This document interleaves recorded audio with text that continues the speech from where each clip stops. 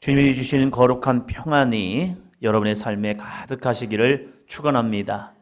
우리는 평안이 임했음에도 불구하고, 주님이 주신 평안이 임했음에도 불구하고 사탄은 우리의 환경과 상황과 여건을 바라보면서 아니 너 평안하지 않아, 너 평안하지 않아 라고 말합니다. 아닙니다. 우리는 주님 안에 있을 때 그리스도의 평강이 함께 할 줄로 믿습니다. 그래서 사도 바울의 편지를 보니까 주 예수의 은혜와 평화가 여러분 가운데 가득하기를 바랍니다 라고 하면서 주님 안에 은혜와 평화가 있다는 거예요. 그래서 우리가 주님 안에 있으면 주님이 주시는 은혜와 평화가 함께 할 줄로 믿습니다. 나는 평안하지 않아요. 이유가 뭡니까? 주님을 벗어났기 때문에 그렇죠. 우리가 예배를 통하여 여러분의 삶이 주님 안에 거하시고 주님을 바라보시는 삶이 되시기를 바랍니다. 창세기 2장입니다.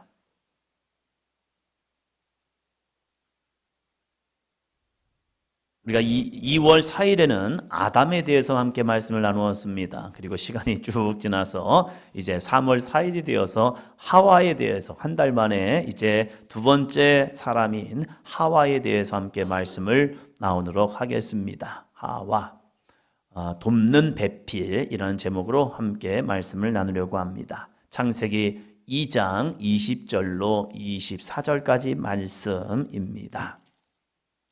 그럼 펴놓으시고 그냥 한번 같이 읽고 보도록 하겠습니다. 20절부터 24절까지 말씀 같이 읽도록 하겠습니다. 아담이 모든 가축과 공중의 새와 들의 모든 짐승에게 이름을 주니라. 아담이 돕는 배필이 없으므로 여호와 하나님이 아담을 깊이 잠들게 하시니 잠들매 그가 그 갈빗대 하나를 취하고 살로 대신 채우시고 여호와 하나님이 아담에게서 취하신 그 갈빗대로 여자를 만드시고 그를 아담에게로 이끌어 오시니 아담이 이르되 이는 내 뼈 중에 뼈요 살 중에 살이라. 이것을 남자에게서 취하였은즉 여자라 부르리라 하니라. 이러므로 남자가 부모를 떠나 그의 아내와 합하여 둘이 한 몸을 이룰지니라. 아멘. 주님의 이름으로 예배의 자리에 나오신 여러분을 축복하며 주님의 은혜가 함께하기를 축원합니다. 아담에 대해서 함께 말씀을 나누고 아담을 통하여서 우리의 존재가 얼마나 존귀한 존재인지, 우리에게는 뭐가 있죠? 하나님의 형상과 모양이 있습니다. 죄로 인하여서 타락한 것 같지만 주 예수를 믿음을 통해서 우리에게는 그 거룩한 모양과 형상이 회복된 줄로 믿습니다. 그것은 어떻게 나타납니까? 주님이 주시는 거룩한 사랑 가운데. 그래서 요한 사도는 우리가 사랑할 때에 그 안에 하나님이 계시다라고 말하는 겁니다. 우리가 사랑하면 그 안에 주님이 하나님이 계시다는 거예요. 하나님이 계시다는 것은 우리 가운데 무너졌던, 깨어졌던 하나님의 형상과 모양이 다시 회복되고 있다는 겁니다. 그래서 사도 바울은 우리에게 그런즉 그리스도 안에 있으면 새로운 피조물이라. 이전 것은 지나갔으니 보라, 뭐가 됐죠? 새 것이 되었도다. 회복되고 있다는 거예요. 예수 그리스도는 그래서 회복의 영입니다. 우리가 주님 안에 있을 때 반드시 우리는 회복되어 있습니다. 근데 사단은 우리에게 이 정체성을 흔들어 놓죠. 야, 네가 정말로 하나님의 형상이 회복되었다고 생각해? 너의 말을 생각해봐. 네 생각을 생각해봐. 너의 이 삶을 생각해봐. 너는 아직 회복되지 않았어. 맞아요. 완벽하진 않아요. 그래서 우리는 거룩한 성화를 위하여 나아가는 겁니다. 거듭났다고 그것이 바로 우리가 완전한 존재가 된 건 아니에요. 그래서 우리는 끊임없이 말씀과 기도로서 거룩해져 가고 있는 겁니다. 부족한 것 같죠? 그러나 우리는 이 믿음의 선한 싸움을 통해서 그리스도의 형상을 닮을 때까지, 바울은 그래서 이야기하죠. 내가 그리스도를 본받는 것처럼 너희도 나를 본받는 자가 되어라. 그것은 주님께로 인도하겠다는 거지 당신들이 나를 본받으세요라고 말하는 게 아니에요. 내가 그리스도를 본받는 것처럼 여러분도 나를 본받아서 예수님을 본받으십시오라고 말하고 있는 겁니다. 옆 사람을 축복하도록 하겠습니다. 당신 하나님의 형상과 모양이 있습니다. 여러분에게는 반드시 하나님의 형상과 모양이 있습니다. 모양과 형상이 있습니다. 할렐루야. 그걸 잊지 마시고, 그래요, 나는 그 거룩한 모양과 형상으로 거듭나져가고 있습니다. 그래서 나는 주님을 붙듭니다. 주님 안에 있으면 반드시 그러한 존재가 될 줄로 믿습니다. 이 고백을 하면서 날마다 살아가실 때 우리에게 오늘 말씀처럼 항상 기뻐하고 쉬지 말고 기도하고 범사에 감사하는 삶이 될 줄로 믿습니다. 흙으로 만든 미천한 우리의 삶이었지만 거기에 하나님의 숨결, 하나님의 호흡, 하나님의 영이 그 속에 들어감을 통해서 인간이 세상 그 어떠한 피조물보다 위대한 존재가 되고 있다는 사실이에요. 우리의 삶에 하나님의 거룩한 숨결, 하나님의 거룩한 호흡, 성령의 영, 하나님의 영이 우리 가운데 들어오니까 우리는 존귀한 존재가 됩니다. 성령을 받은 이 예수님의 제자들 보니까 그들의 인생이 바뀌어 버립니다. 미천했던 어부들이, 보잘것없던 인생들이 성령이 임하시니까 그들이 권능을 받으니까 세상을 변화시키는 능력의 사람이 되었습니다. 교회도 마찬가지죠. 교회가 뭐 대단합니까? 그러나 교회가 성령의 역사가 나타나면요, 그 교회는 위대한 교회가 됩니다. 성도들도 마찬가지예요. 우리들의 삶에 성령의 충만함이 임하면 우리는 존귀한 존재가 되고 있습니다. 사랑하는 성도 여러분, 사단 마귀가 우리의 마음을 유혹하고 흔들 때에 거기에 휩쓸리지 않기를 바랍니다. 그때에 성전에 나와서 부르짖어 기도하십시오. 따라합니다. 예수님, 저를 도와주세요. 주님 앞에 나와서 주님을 찾는 거죠. 주님을 의지하는 겁니다. 그럴 때 주님이 우리에게 도와주시고 힘을 주실 줄로 믿습니다. 오늘은 두 번째 여정으로 아담의 갈빗대로부터 나온 여인, 그 여인의 이름이 뭐죠? 하와였습니다. 그런데 처음부터 하와라고 하지 않습니다. 우리가 창세기 2장을 쭉 읽다 보면 하나님께서 아담에게 한 사람을 데려왔어요. 그런데 아담이 그를 뭐라고 부르죠?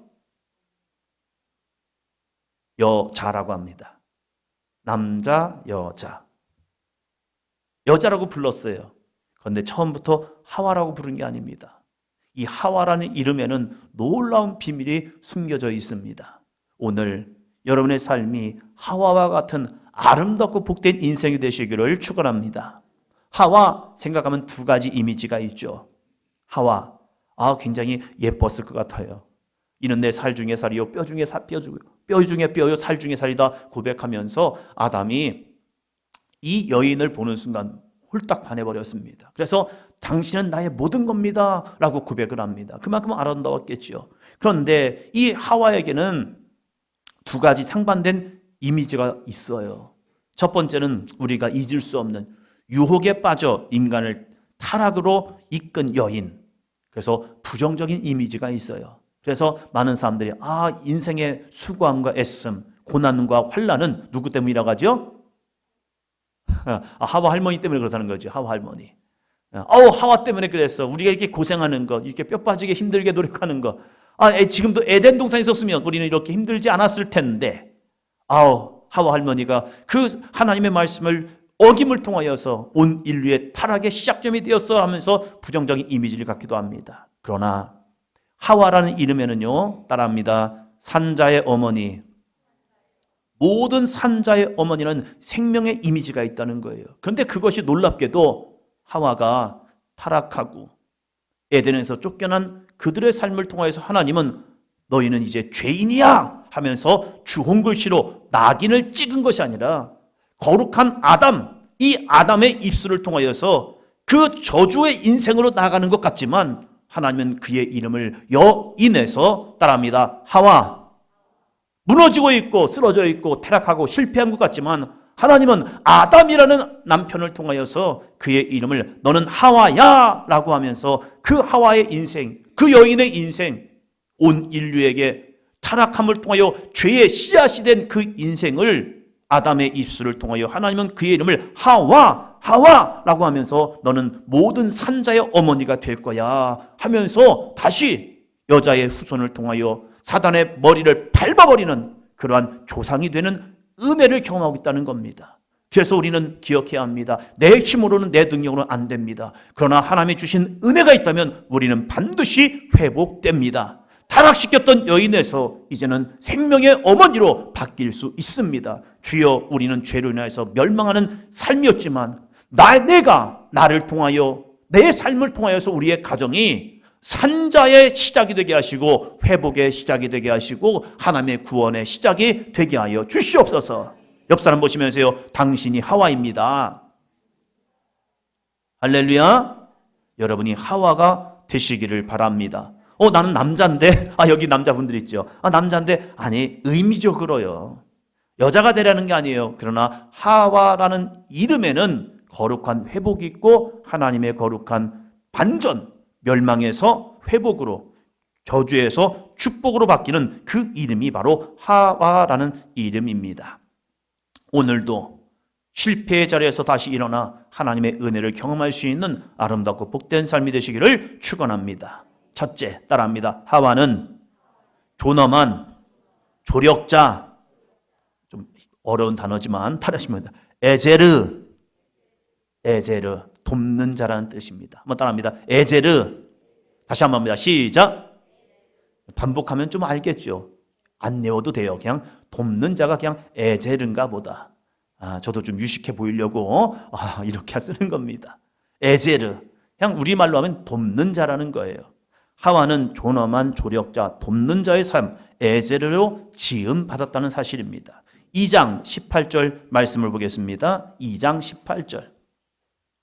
창세기 2장 18절 같이 읽습니다. 시작. 여호와 하나님이 이르시되 사람이 혼자 사는 것이 좋지 아니하니 내가 그를 위하여 돕는 배필을 지으리라 하시니라. 아멘. 우리가 창조를 역사를 보면 첫째 날 하나님이 빛과 어둠을 나누시고 뭐라고 말씀하시죠? 보시기에 심히 좋았더라. 둘째 날 지나시고 보시기에 심히 좋았느라. 셋째 날 셋째 날은요, 다 창조하시고 나서 뭐라고 하셨죠? 보시기에 좋았어. 보시기에 좋았다. 보시기에 좋았다. 넷째 날은요? 다섯째 날이요? 이건 여섯째 날. 여섯째 날은요, 보시기에 심히 좋았느라. 왜? 완성이니까. 끝났어요. 완성시켰기 때문에 보시기에 심히 좋았다고 말씀합니다. 그런데 2장 18절에서는요, 다른 말씀을 하십니다. 여호와 하나님이 이르시되 사람이 혼자 사는 것이 뭐요? 좋지 아니하니 라고 말합니다. 사람이 혼자 사는 것이 좋지 않았대요. 모든 것이 다 좋았어요. 조화롭게 되었어요. 균형이 맞았어요.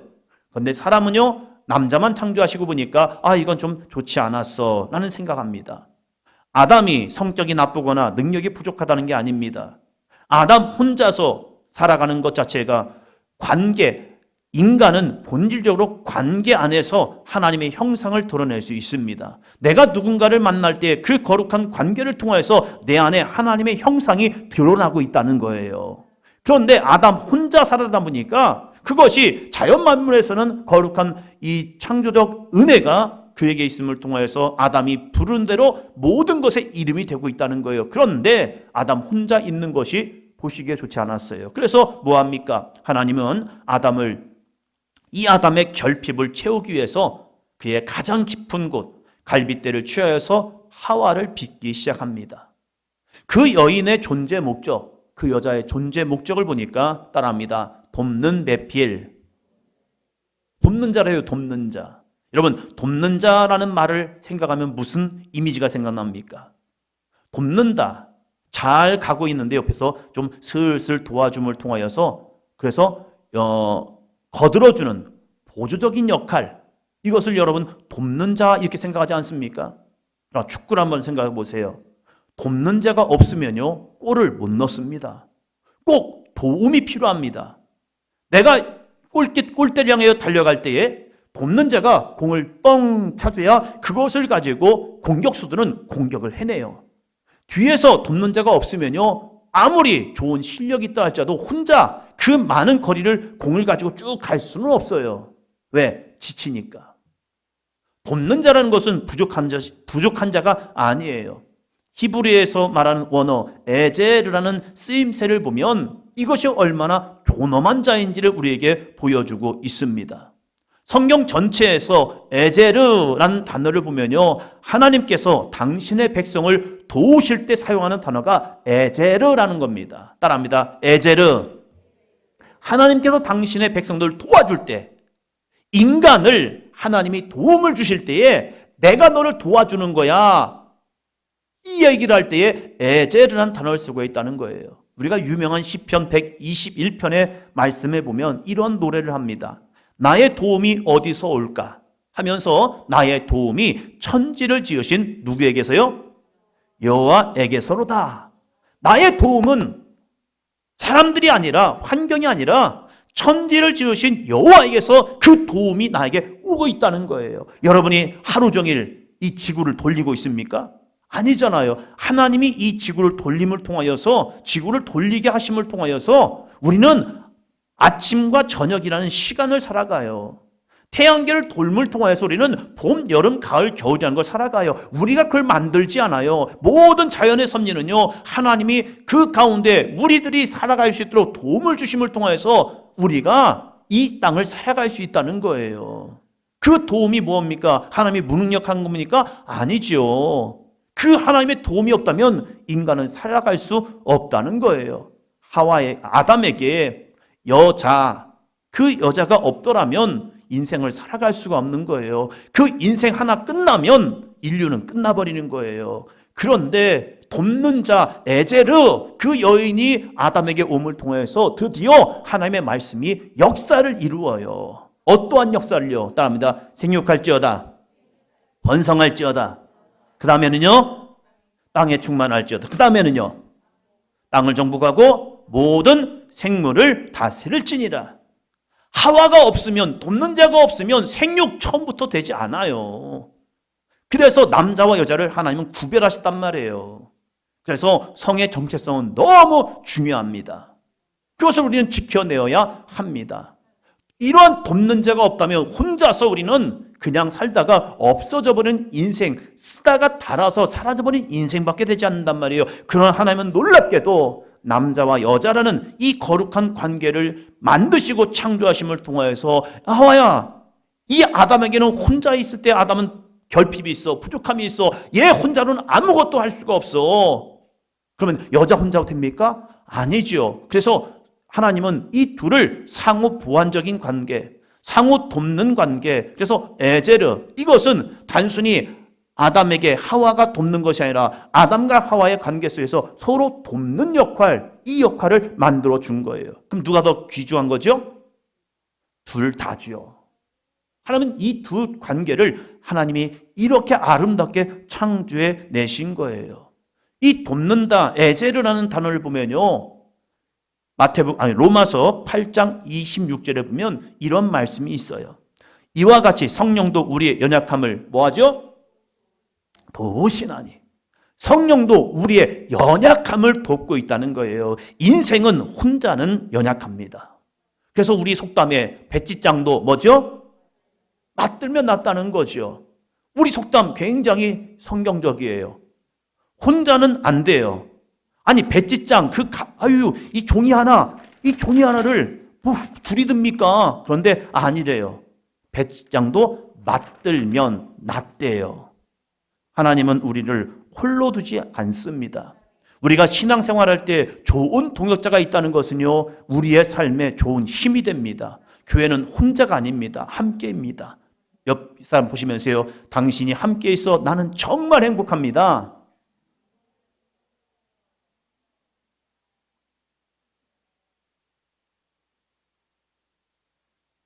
저는 여러분이 있어 너무 행복합니다. 여러분이 없을 때가 있었습니다. 그때는 외로웠습니다. 그런데 여러분이 함께 있어 너무 행복합니다. 왜 여러분을 보내셨느냐? 도와주라고요. 누굴 도와주라고요? 집중하시고요. 여러분, 누굴 도와주라고요? 장로님, 누굴 도와주라고요? 예, 왜 말을 못 하세요? 저 도와주라고요. 저는 여러분을 도와주고요. 장로님들은 장로님들 도와주고요. 권사님들은 권사님 도와주고요. 장로님은 권사님, 집사님을 도와주고, 권사님은 장로님, 집사님을 도와주고, 함께 돕는 거예요. 교회라는 것은 혼자 가는 게 아니에요. 목사 혼자 가는 것이 아니라 함께 하는 거예요. 함께 도우면서 갈 때 그 교회는 거룩한 교회가 됩니다. 그런데 알아서 하세요. 이게 무서운 교회가 되는 거예요. 장로님들이 알아서 하세요. 권사님들이 알아서 하세요. 서로 나뉘어지기 시작합니다. 아닙니다. 교회는요, 함께 한 명이 되었든지 두 명이 되었든지 10명이 되었든지 100명이 되었든지 1000명이 되었든지 10,000명이 되었든지 함께 할 때 그 교회는 하나님이 기뻐하시는 교회가 됩니다. 그런데 어느 순간에 나는 됐어.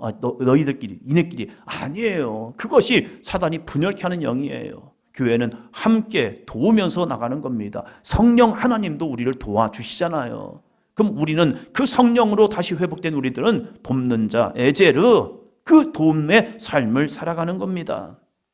성령님은 우리가 어떻게 기도할지 모를 때에 우리 가운데 오셔서 탄식하심으로 우리의 짐을 내려놓으라고 돕는 자로 우리에게 역사하고 있다는 거예요. 성령님이 우리의 최고의 에제르가 되어 주시기에 우리는 고독하지 않냐고 외롭지 않냐고 주님을 의지하며 기도할 수 있고 다시 일어설 수 있습니다. 그 성령님을 힘입어서 여러분 일어날 수 있는 삶이 되시기를 주의 이름으로 축원합니다. 우리가 기억해야 할 것은요, 우리는 누군가의 도움이 필요하다는 사실, 이게 부끄러운 일이 아니에요. 우리는 누군가의 도움이 필요해요. 저에게는 저희 아내의 도움이 필요하고 제 자녀들의 도움이 필요하고 저의 도움이 필요한 사람도 있겠죠. 제 아내에게는 제가 도움이 필요할 거고 아이들에게는 저희가 도움이 필요할 거고 제가 여러분의 성도님들의 도움이 되어줘야 하는 것이 마땅한 거고 여러분은 저의 도움이 되어주는 것이 좋은 관계가 되지요. 목사님께 내가 도움될 게 뭐가 있을까? 예배당에 와 있는 것만으로도 돕는 거예요. 할렐루야. 어르신들이 되면요, 제가 도울 게 없어가지고요. 기도하시면 돼요. 목사를 위해서 기도해 주는 것만큼 얼마나 목사가 행복한데요. 기도하시는 것만큼 얼마나 힘이 되는데요. 여러분들의 신앙이 저를 얼마나 도와주는데요. 그 도움이 바른 길로 가게 하고 힘을 얻게 합니다. 여러분이 성도 한 사람 한 사람을 위하여 기도하는 그 도움의 손길이 그 영혼이 낙심했을 때, 방황할 때, 흔들릴 때, 요동칠 때 그들의 마음을 잡아주는 삶이 될 줄로 믿습니다. 따라합니다. 나는 옆 사람을 보면서요, 당신을 향한 에제르입니다. 여자 이름 같죠? 에제르. 나는 당신을 향한 에제르가 되겠습니다. 돕는 자가 되겠습니다. 이제 우리가 이번 주 돌아오는 주일날 우리 어른들이 청소년부, 아동부, 한 영혼 한 영혼의 에제르가 되기 위해서 이제 품고 기도하는 거죠. 우리에게 맡겨진 그 아이들을 놓고 한 학기 동안 열심히 기도하는 거예요. 왜요? 내가 그를 돕겠다는 거예요. 뭘로 도와요? 기도로 돕는 거고 그들의 믿음으로 도와줄 때에 그들이 믿음으로 세워지는 귀한 삶이 될 줄로 믿습니다. 에제르가 되어지면 우리 가운데는요, 에덴의 기쁨이 회복이 됩니다. 교회가 에제르의 기쁨이 회복되잖아요. 돕는 모습으로 회복되잖아요. 그러면 연약한 자들이 조금씩 강해집니다. 약한 믿음이 조금씩 성장하는 믿음이 됩니다. 왜요? 누군가의 도움이 생겼기 때문입니다. 상대방의 약점을 비난하거나 정죄하는 자가 아니라 하나님의 마음을 품고 그래, 저 사람의 부족함이 내 안에 보이네. 그럼 내가 그걸 덮어주기 위해서 기도하겠습니다. 할렐루야. 저 사람 꼭 그래. 또 그랬어. 이게 아니라 주여 내 눈에 그게 보이네요. 제가 그를 위해 기도하겠습니다. 핀자는 아무나 할 수 있지만 기도는 믿음의 사람이 합니다. 아멘. 저의 연약함을 볼 때 저를 향한 핀자는 아무나 할 수 있다니까요. 그러나 기도는 믿음의 사람만이 해요. 여러분의 문제, 내 옆에 있는 사람의 문제는 누구든지 보고 이야기할 수 있어요. 그건 다 할 수 있어요. 그러나 기도는 누가 한다고요? 집중하시고요. 좀 어디 갔다 오셨나? 믿음의 사람만이 기도할 수 있습니다. 성령님이 나를 도와주는 것처럼 여러분이 에제르 도움의 삶이 되시기를 축원합니다. 그래서 남자에게 여자를 만드신 거예요. 목사에게 그래서 성도님을 붙여주는 거고 성도님들에게 목사를 붙여주시는 거예요. 왜? 서로 에제르 하라고요. 둘째, 하나님의 말씀을 내 형편대로 편집하는 유혹을 단호하게 경계해야 합니다. 성경은 따라합니다. 말씀대로 믿어야 합니다. 그것이 능력인 거예요.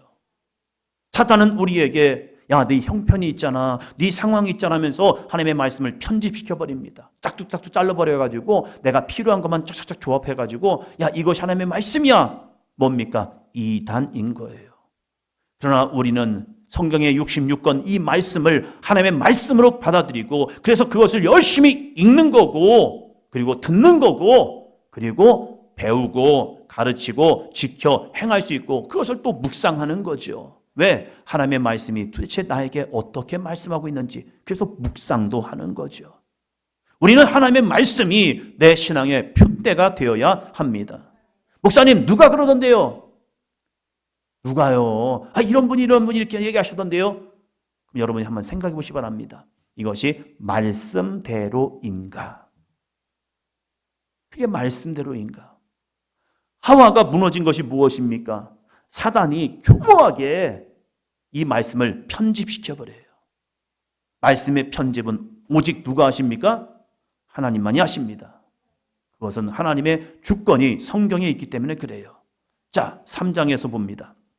하와 이 사단의 교묘한 질문.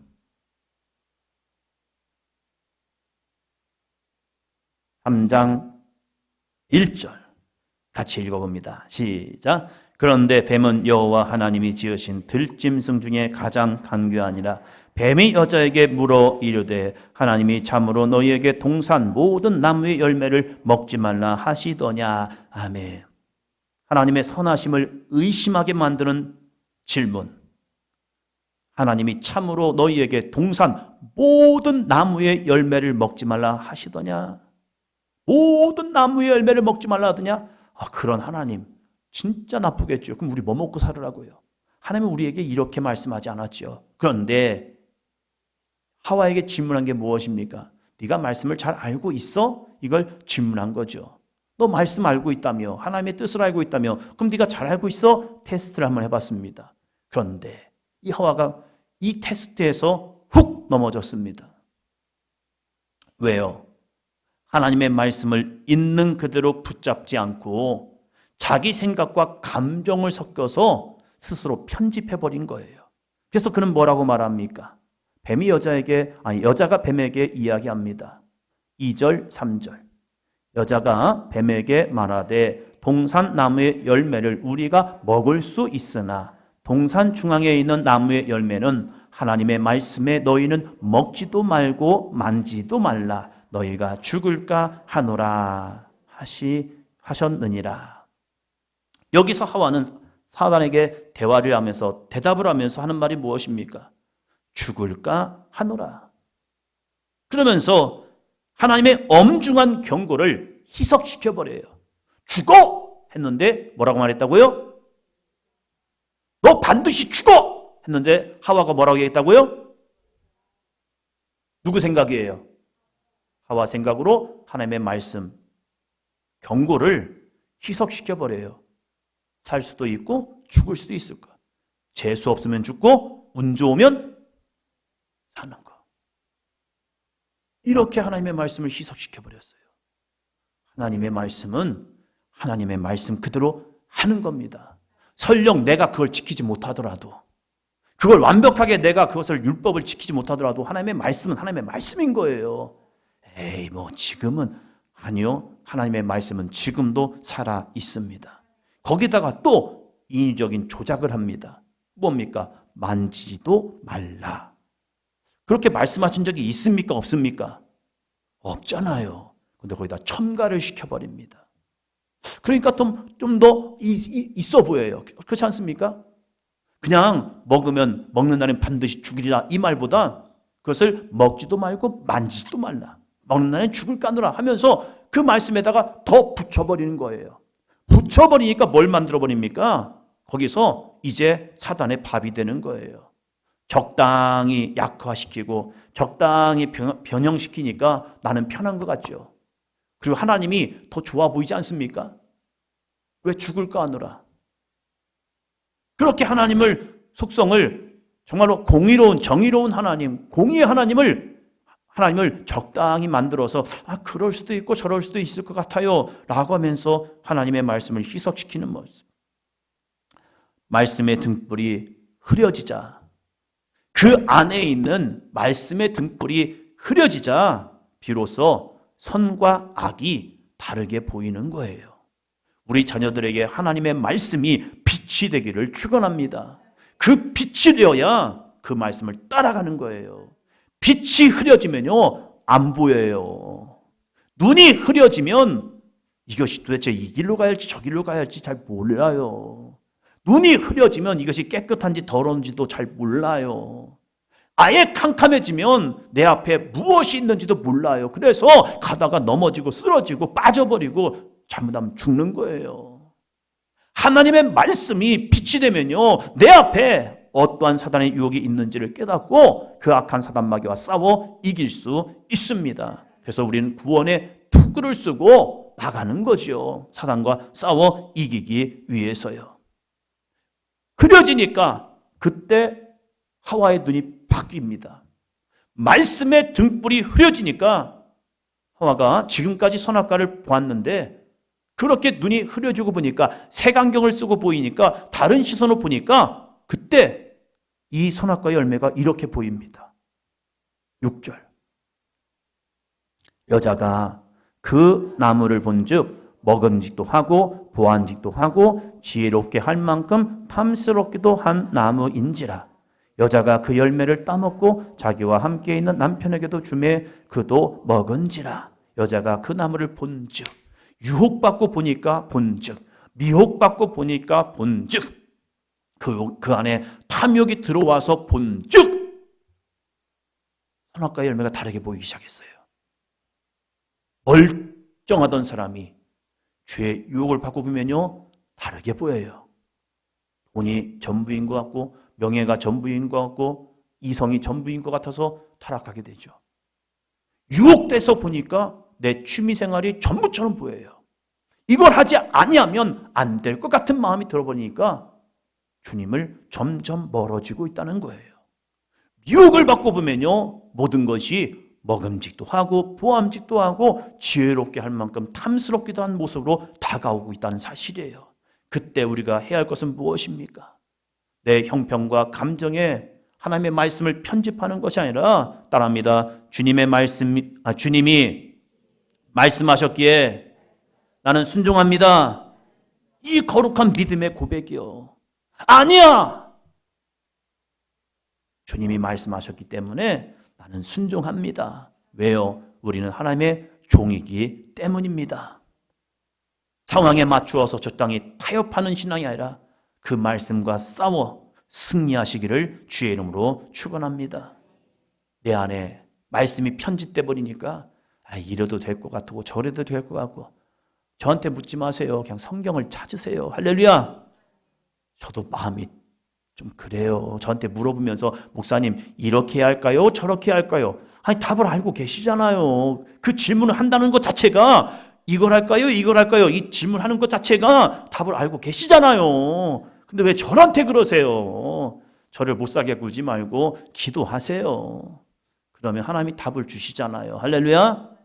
말씀에 답을 주시잖아요. 여러분도 찔리니까 그거 물어보는 거잖아요. 제가 무슨 말을 해야겠습니까? 저는 말씀밖에 할 게 없겠어요. 그래서 말씀대로 하세요 라고 하면 여러분 목사님은 타협이 없다고 그렇게 해야죠. 하나님의 말씀을 있는 그대로 순종해 보시기 바랍니다.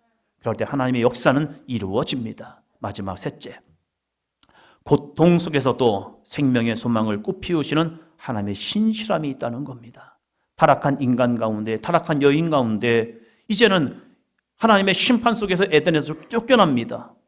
그런데 그 쫓겨난 그 인생들에게 생명의 소망을 다시 꽃피우시는, 따라합니다, 하나님의 신실하심이 있습니다.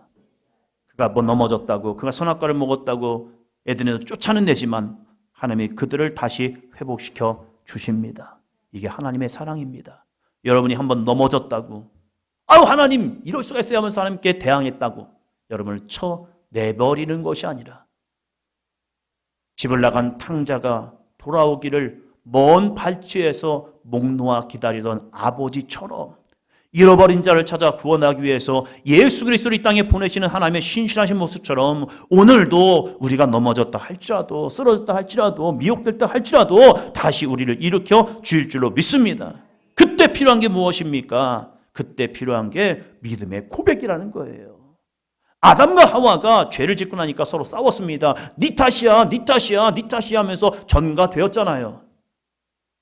근데 그 아담이요, 에덴에서 쫓겨나고 하나님께서 그들에게 가죽 옷을 입히시고 나서 아담이 깨달은 것 같아요. 하나님이 우리를 내어 치는 것 같지만 우리에게 가죽 옷을 입히심을 통하여 우리를 감싸 주시네. 우리의 허물을 덮어 주시네. 우리의 주홍 같은 붉은 죄를 용서하시네. 그 은혜를 경험하니까 드디어 아담이 이 하와를 이렇게 부르기를 시작합니다. 하와를 어떻게 부릅니까? 하와를 이렇게 부르시죠. 누가요? 아담이요. 자, 봅니다.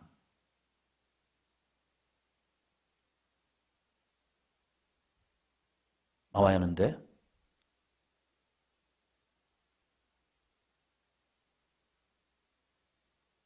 3장 20절입니다.